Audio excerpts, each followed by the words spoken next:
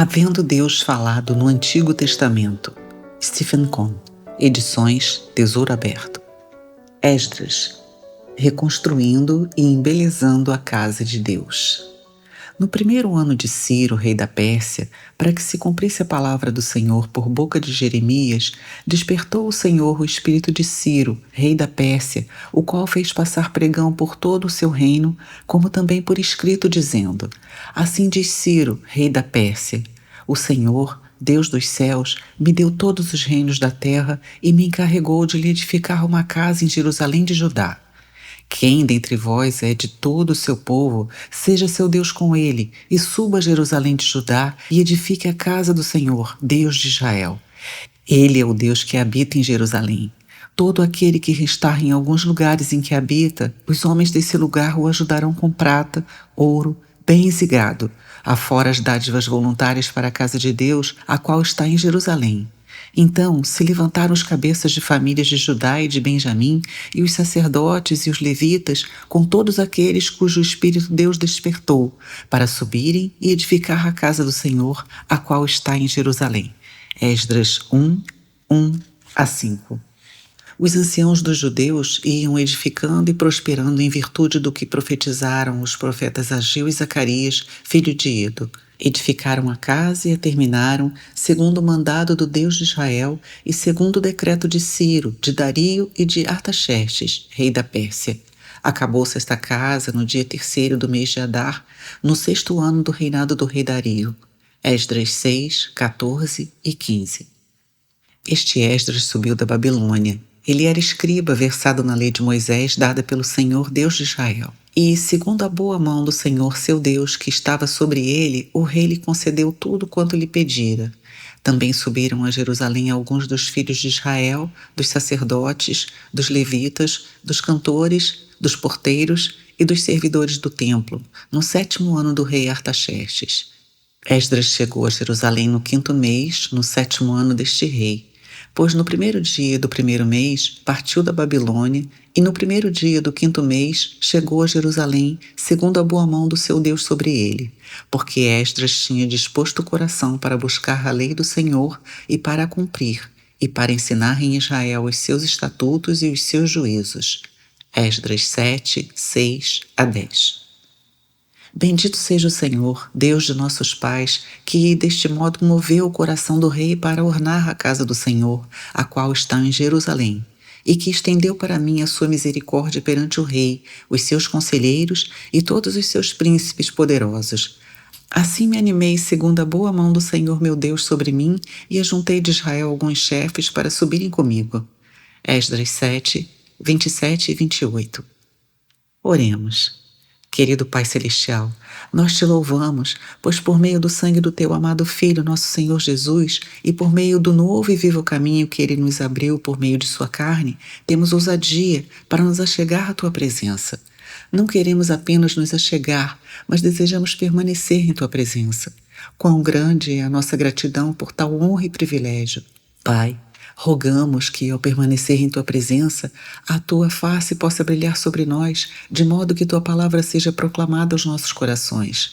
Faz com que ela seja espírito e vida para nós, de modo que tu sejas glorificado. Pedimos isso no nome do Senhor Jesus. Amém.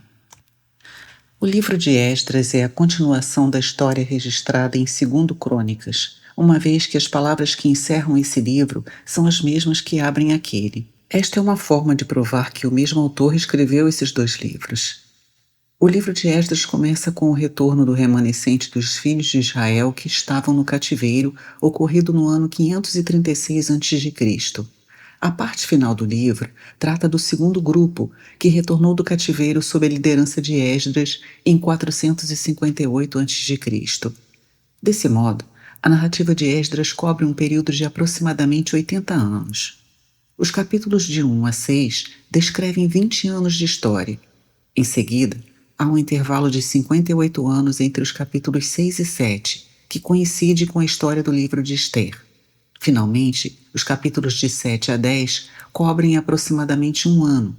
Assim se organiza a história que encontramos no livro de Esdras. Sabemos que os filhos de Israel foram levados cativos para a Babilônia devido à sua infidelidade para com Deus. Entretanto, Deus é fiel, e antes que o povo fosse levado, ele prometeu, por meio do profeta Jeremias, que esse cativeiro duraria 70 anos. Depois desse período, Deus iria trazer seu povo de volta para a terra.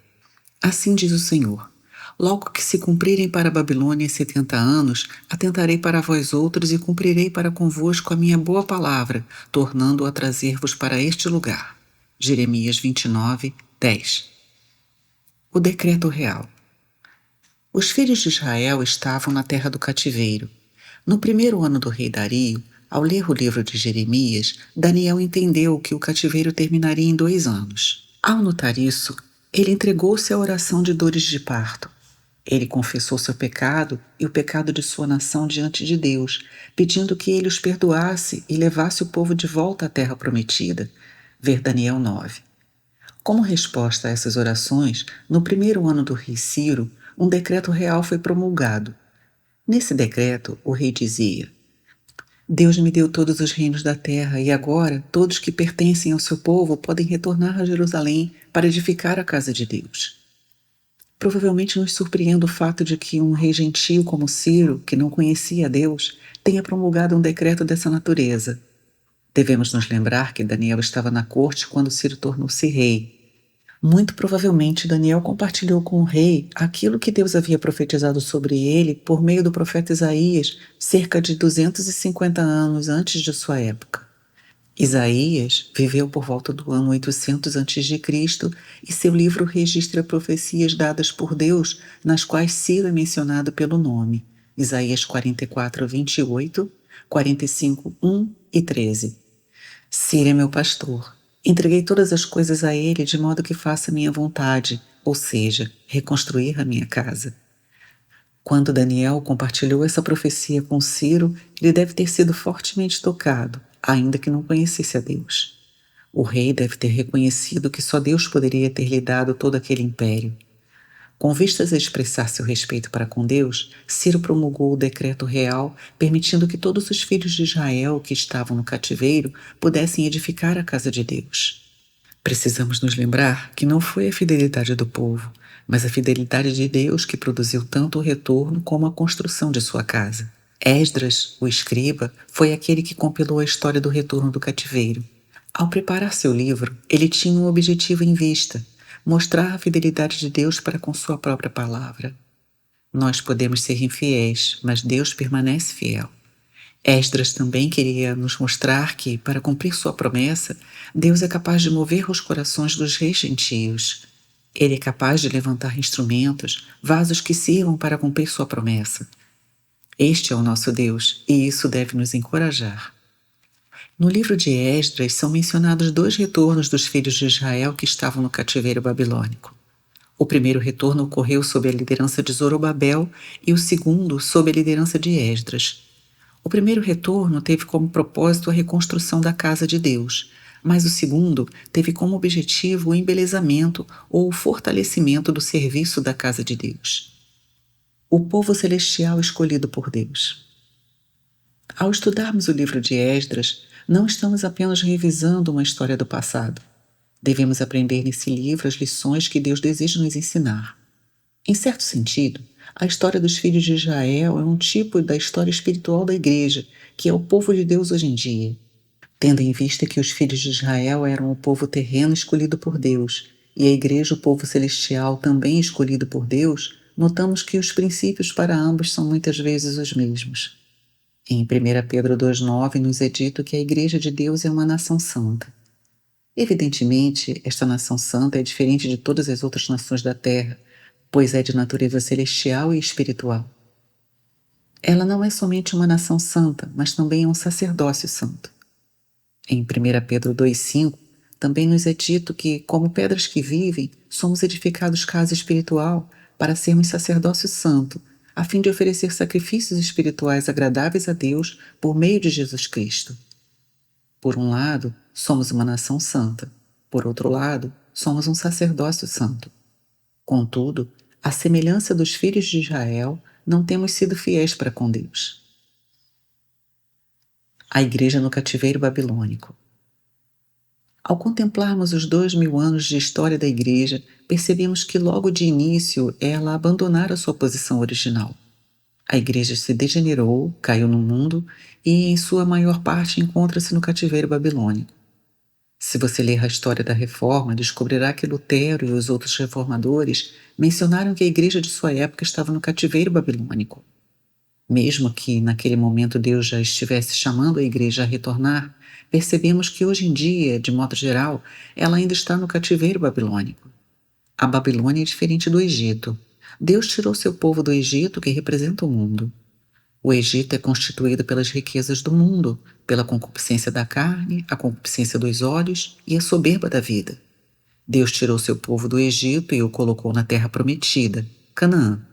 Essa é uma terra que mana leite e mel, e isso representa a plenitude de Cristo. Apesar disso, os filhos de Israel foram infiéis e caíram no cativeiro babilônico. Embora também seja uma representação do mundo, a Babilônia refere-se ao mundo religioso, pois todas as religiões do mundo têm suas raízes naquela terra. Portanto, o povo de Deus saiu do mundo tal como ele é para em seguida cair no mundo religioso. Hoje em dia, podemos perceber quão verdadeiro isso é em relação à Igreja de Deus. Deus nos chamou de cada nação, cada tribo, cada povo e de cada língua. Ele nos chamou a deixar o mundo e nos reuniu como um só sob Cristo Jesus. Seu desejo é que permaneçamos em Cristo e experimentemos sua plenitude. Infelizmente, a Igreja não foi fiel e, devido à sua infidelidade, caiu e ainda está no cativeiro babilônico. Em outras palavras, a Igreja hoje se tornou um sistema religioso que não é muito diferente das outras religiões do mundo.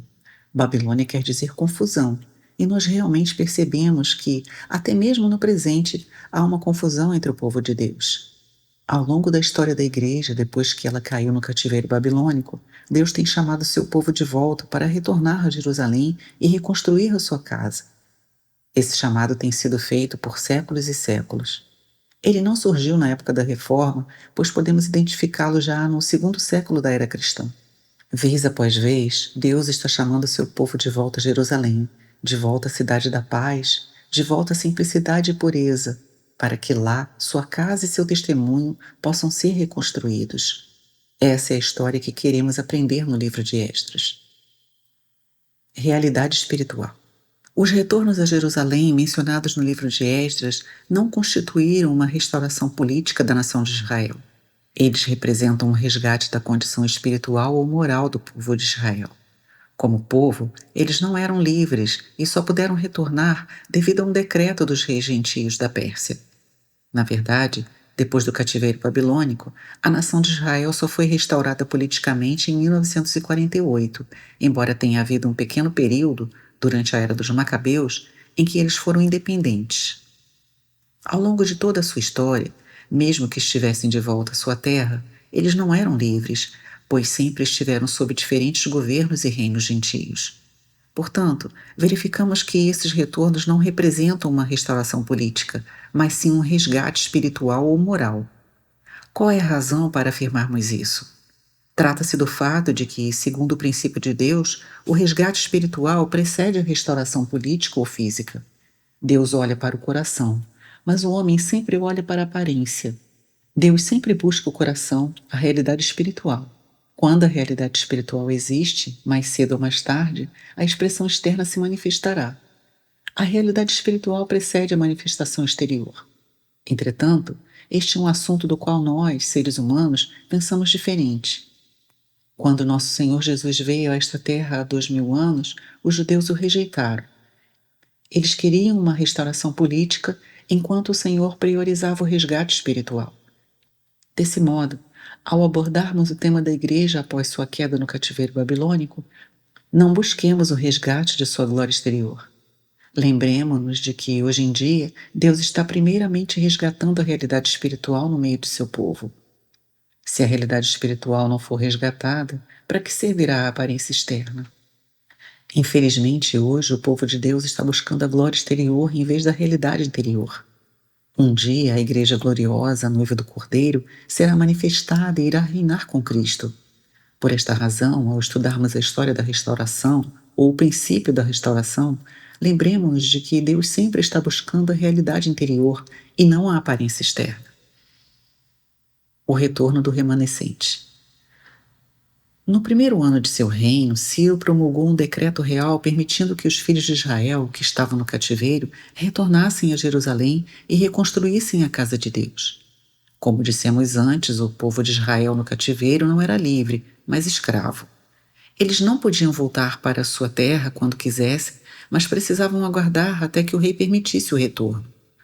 O decreto de Ciro incluía todo o povo de Deus que estava no cativeiro, o que significava que todos poderiam retornar. O decreto dizia que eles retornariam para fazer algo específico, reconstruir a casa de Deus e nada mais. Ao pensarmos sobre isso, imaginamos que logo após o decreto ter sido promulgado, todos os filhos de Israel no cativeiro se colocariam de pé para iniciar a marcha de volta à terra. Imagine se você estivesse no cativeiro um dia e recebesse permissão para voltar à sua casa. Será que você ficaria lá? É evidente que você voltaria para casa. Contudo, isso não aconteceu naquela oportunidade com os filhos de Israel. Ainda que todo o povo tenha recebido permissão para retornar, apenas um remanescente voltou. Aquele chamamento deveria ter despertado o coração do povo de Deus, mas apenas um remanescente, cujo espírito foi instigado por Deus, retornou. Todo o restante do povo permaneceu na Babilônia como se não tivesse ouvido nada. Seus corações não foram despertados e eles nem se importaram com o decreto real. Como podemos explicar isso? Sabemos que os filhos de Israel foram levados cativos e eram escravos sob os reinos da Babilônia e da Pérsia. Contudo, muita liberdade lhes foi dada. Eles podiam construir suas próprias casas e estabelecer seus próprios negócios.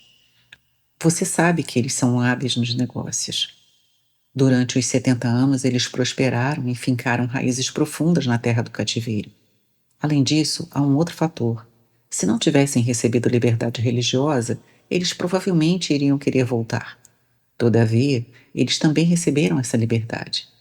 Na realidade, foi o cativeiro babilônico que curou os filhos de Israel da idolatria. Ao enviá-los para lá, Deus disse: "Muito bem, já que vocês querem adorar ídolos, vou mandá-los para a terra dos ídolos." Por meio disso, eles foram curados da idolatria. A sinagoga. Os filhos de Israel desejavam adorar a Deus na terra do cativeiro, mas não podiam fazê-lo porque Jerusalém e o templo estavam destruídos. Como eles poderiam adorar nessa situação? Nesse momento, a inventividade humana entrou em ação.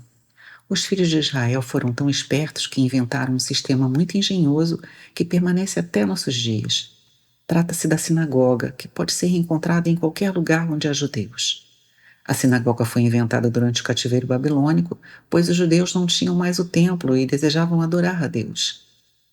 Eles então inventaram algo que, do ponto de vista humano, é melhor que o plano de Deus. Havia apenas um templo, mas poderia haver incontáveis sinagogas.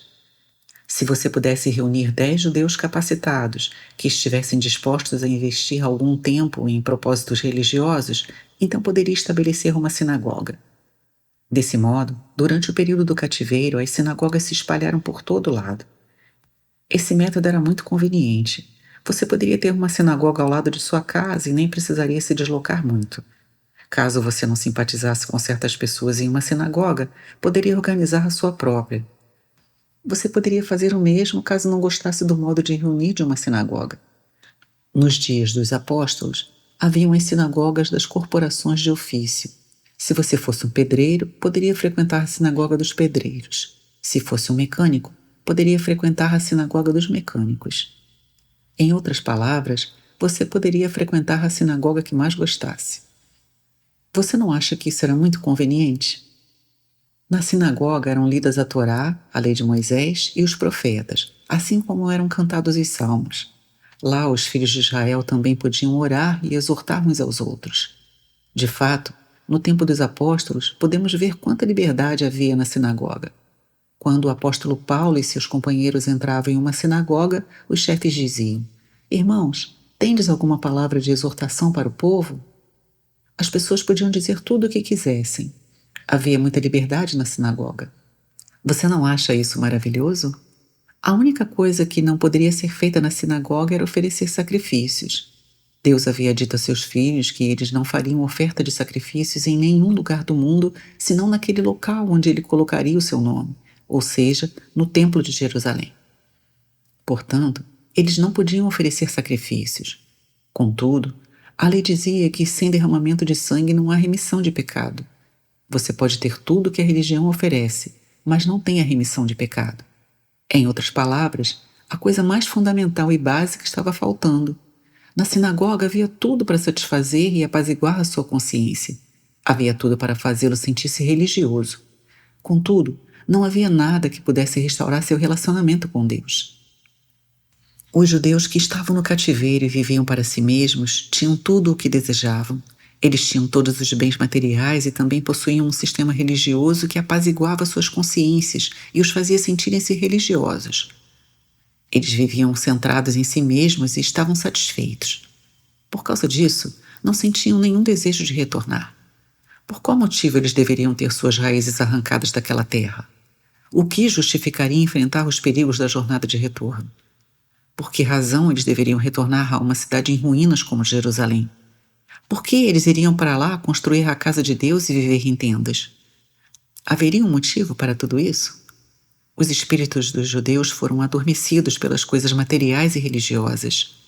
Eles cuidavam de si mesmos, mas não tinham cuidado por Deus e por seus interesses. Durante a época do cativeiro judeu, Deus não é mais chamado de o Deus dos céus e da terra. Ele era chamado apenas de o Deus dos céus. Ele não mais tinha uma expressão de seu reino na terra, pois colocara seu nome entre o seu próprio povo, o qual agora se encontrava no cativeiro. Não havia testemunho dele sobre a terra. Somente aquelas pessoas cujos espíritos estavam alertados para com Deus, que amavam a Deus mais do que a si mesmos e que estavam mais atentas para os interesses dele que aos seus próprios, foram despertadas em seus espíritos. Eles queriam retornar para reconstruir a casa de Deus de modo que o seu nome estivesse sobre a terra e o seu testemunho fosse restaurado no mundo. Essas foram as pessoas que retornaram a Jerusalém. O primeiro retorno, Zorobabel. O primeiro grupo retornou sob a liderança de Zorobabel. O nome Zorobabel significa nascido na Babilônia, ou semente da Babilônia. Em outras palavras, este jovem havia nascido na Babilônia. Ele nunca havia visto Jerusalém nem o antigo templo. Por que razão ele desejava voltar? Seus olhos nunca haviam contemplado a terra de seus antepassados. Seu lar era Babilônia. Que motivos o levaram a retornar para Jerusalém? Precisamos lembrar que Zorobabel era neto do rei Joaquim, que havia sido levado cativo para a Babilônia. Ao ler os versículos finais de 2 Reis 25, 27 a 30, percebe-se que, após 37 anos de cativeiro, o rei Joaquim foi tirado da prisão pelo rei da Babilônia e se tornou em um de seus amigos. Portanto, em seus anos finais, Joaquim passou a viver no Palácio Real. Quando Zorobabel nasceu, ainda que estivessem no cativeiro, seus pais viviam nesse ambiente privilegiado. Ao conviver na corte real, o jovem Zorobabel não deixaria de conhecer um homem que ali estava, Daniel. Nessa época, ele era um homem idoso, mas certamente compartilhou com o jovem príncipe a respeito do propósito de Deus, da vontade de Deus, do nome de Deus, da casa de Deus e da glória de Deus. À medida que ele ouvia Daniel, seu coração começou a aquecer-se. Ele adquiriu um intenso desejo por Deus e por sua glória. Desse modo, quando o decreto real autorizando o retorno foi publicado, Zorobabel era aquele que iria liderar o povo de volta a Jerusalém para edificar a casa de Deus. Todos os 50.000 judeus que retornaram com Zorobabel tinham o mesmo espírito. Ao chegarem a Jerusalém, a primeira coisa que eles fizeram, devido ao temor dos inimigos que estavam ao seu redor, foi construir um altar para invocar o nome do Senhor.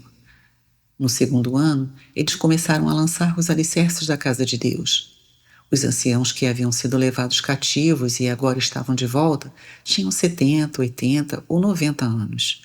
Eles haviam visto o templo anterior e agora, ao verem os alicerces lançados, choravam. Mas os jovens, que nunca haviam visto o primeiro templo, davam gritos de alegria que foram ouvidos pelos inimigos. Esses então passaram a empregar todos os meios possíveis para impedi-los de edificar. Por causa da fraqueza do povo, a obra ficou interrompida por cerca de 14 anos. Os profetas Ageu e Zacarias nos contam o que eles fizeram durante esse período. Contudo, por meio do ministério desses profetas levantados por Deus, o povo retornou ao trabalho e em 4 anos a casa de Deus foi reconstruída. Damos graças a Deus por isso. O chamado para edificar a casa de Deus. Existe algo similar entre a reconstrução da casa de Deus em Jerusalém e o resgate do testemunho de Jesus nos dias de hoje. Já mencionamos que, hoje em dia, a igreja está no cativeiro babilônico. Atualmente existe muita confusão entre o povo de Deus. Os filhos de Deus, tal como o povo do mundo, estão buscando ganhos terrenos, ganhos materiais. O povo de Deus, assim como as pessoas do mundo, anda correndo de um lado para o outro em busca de coisas que perecem. Embora saibamos que estamos no cativeiro, estamos ocupados em construir nossas próprias casas, nossos próprios negócios, nosso próprio bem-estar e tudo mais para nós mesmos. Além disso, inventamos um sistema muito engenhoso. O povo de Deus de nossos dias não precisa adorar como um só corpo. Podemos adorar a Deus do modo que preferirmos. Você até pode ter sua própria igreja. Parece que nossa consciência foi apaziguada e adormeceu. Pensamos que somos religiosos, que estamos adorando a Deus, mas tudo é para satisfazer nosso desejo. O que dizer em relação ao testemunho de Jesus? Onde está esse testemunho? Onde está a unidade do corpo de Cristo? Hoje em dia, o povo de Deus se encontra em grande confusão, mas o chamado permanece. Deixai a Babilônia, retornai a Jerusalém, edificai a minha casa. Será que não é tempo de começarmos a pensar nos interesses de Deus? Em vez de ficar centrados em nós mesmos, em nossos interesses e atividades religiosas, não será tempo de nos tornarmos centrados em Deus? Não será tempo de considerarmos o testemunho de Jesus sobre esta terra em vez de nosso próprio bem-estar? Não será tempo de sairmos de toda a confusão e retornarmos à pureza, à simplicidade que é em Cristo Jesus? Tornamo-nos muito complicados, muito complexos. Precisamos retornar à simplicidade e sinceridade que está em Cristo Jesus. E lá devemos construir a casa de Deus. Somos a casa de Deus e Ele deseja habitar no meio do seu povo. Ele quer nos colocar juntos como pedras vivas, de maneira que sejamos edificados sobre o único fundamento, Jesus Cristo. Será que nosso espírito está sendo despertado? Aceitaremos permanecer na Babilônia? Não deveríamos nos levantar, desejando enfrentar todos os perigos e retornar para aquilo que é praticamente nada, de modo que a casa de Deus possa ser edificada, que Cristo seja o centro, o cabeça da igreja, que o povo de Deus esteja junto como um só corpo e que o nome de Jesus seja glorificado? Não vimos a glória da igreja primitiva, mas a conhecemos por meio do relato da Bíblia. Nossos espíritos foram despertados em função disso? Será que vamos continuar em letargia e complacência, como se nada fosse necessário fazer? Onde está o testemunho de Jesus? Onde estão as pessoas cujos espíritos foram despertados de modo a retornar à simplicidade e reconstruir a casa de Deus? Possa seu altar ser reerguido, seus alicerces lançados e a casa de Deus ser reedificada. Ao longo dos 20 séculos da história oficial da Igreja, não encontramos nada a esse respeito. Contudo, damos graças a Deus, pois se pesquisarmos, veremos que existe uma história não oficial e espiritual da Igreja. Ela nos mostra que em cada época existiram e existem pessoas que ouviram o chamado. Deixai a Babilônia, retornai a Jerusalém e edificai a casa de Deus. O segundo retorno, Esdras. Esdras era um escriba versado na lei de Moisés. Na verdade, Esdras era considerado o escriba pelos judeus. O nome Esdras significa ajuda, auxílio. Havia passado 58 anos desde a reconstrução do templo. No ano 458 a.C., Esdras havia disposto o coração para buscar a lei do Senhor, para cumpri-la e ensiná-la ao povo de Deus. Ele era uma pessoa honrada, um erudito que vivia confortavelmente na corte da Pérsia. Esdras era um homem respeitado até mesmo pelo rei, mas apesar disso, seu coração estava com o remanescente que vivia em Jerusalém. Ele desejava ir até lá para nos ensinar. Em função disso, ocorreu o segundo retorno do povo de Deus sob a liderança de Esdras. Alguns milhares dentre o povo de Deus retornaram com ele. O retorno sob a liderança de Esdras teve um propósito diferente daquele que fora conduzido por Zorobabel, pois agora o templo já estava construído e seus ofícios estavam em andamento. Entretanto, ao longo daqueles 58 anos, o peso dos impostos sobre a terra havia sido muito alto, fazendo com que até os sacerdotes e levitas tivessem que trabalhar para ganhar a vida. Eles tiveram que ir para o campo e arar a terra. Embora os ofícios do templo estivessem sendo realizados, as ofertas eram tão pequenas que não havia sacrifícios em quantidade suficiente. Também não havia sacerdotes em número suficiente para o serviço no templo. Em outras palavras, embora o templo estivesse de pé e seus ofícios estivessem sendo realizados, tudo estava muito enfraquecido. O testemunho de Deus se encontrava debilitado.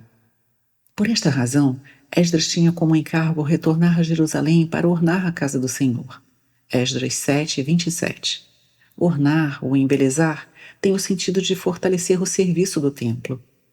Esdras era uma pessoa que conhecia de memória a palavra de Deus. Ele também era um homem que conhecia a mão de Deus. Todo escriba deveria ser um conhecedor da palavra de Deus, mas algumas vezes eles não conheciam a mão de Deus. Esdras era um homem que conhecia tanto a palavra de Deus como a mão de Deus sobre si. Isso quer dizer que ele conhecia o próprio Deus. Esdras orou e Deus ouviu sua oração. Ele recebeu permissão para voltar e fortalecer o serviço do templo. Haveria mais novilhos, mais cordeiros, mais ovelhas e mais recursos. O rei da Pérsia chegou a declarar que a Casa dos Tesouros Reais proveria qualquer necessidade nesse sentido, e sabemos que o tesouro do Império da Pérsia era quase ilimitado. O rei também isentou os sacerdotes e levitas dos impostos, de modo que eles agora podiam dedicar-se inteiramente ao serviço do templo. O povo purificado. Esdras não apenas foi capaz de restabelecer o serviço do templo, mas, ao mesmo tempo, conseguiu purificar o povo.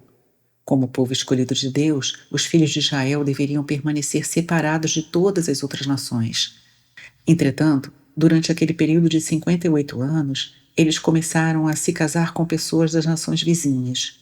Por causa dessa impureza, eles foram levados para longe de Deus. Na obra de embelezamento do templo, o povo tinha que passar pela purificação. Portanto, o povo foi purificado e, desse modo, pôde permanecer como um povo puro para com Deus. Esse fato era muito importante, pois estava relacionado com o testemunho a ser dado naqueles dias. Contudo, o significado mais importante disso se referia à vinda do Messias, que ocorreria por meio deles. Deus precisava preservar um povo para si mesmo, de modo a preparar tudo para a vinda do Messias. Agradecemos a Deus, pois o serviço do templo foi restabelecido, o povo foi purificado e o testemunho foi resgatado. Um sacerdócio santo.